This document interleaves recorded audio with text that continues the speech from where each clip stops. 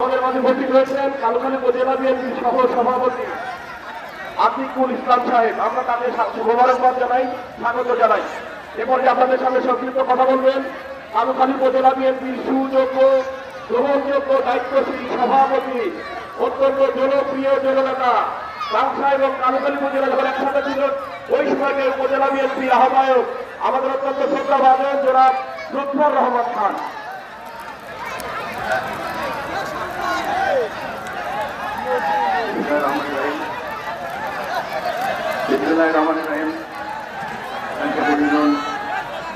BNP আয়োজিত 1-2-3 সাবেক ওয়ার্ডের ইফতার ও দোয়া মাহফিলের সম্মানিত সভাপতি উপস্থিত আছেন আমাদের বাংশা উপজেলার সম্মানিত সভাপতি খান, উপস্থিত আছেন আমাদের আজকে যাকে নিয়ে আমরা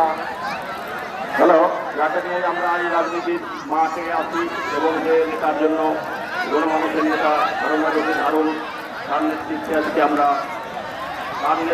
আমরা আজকে ঐক্যবদ্ধভাবে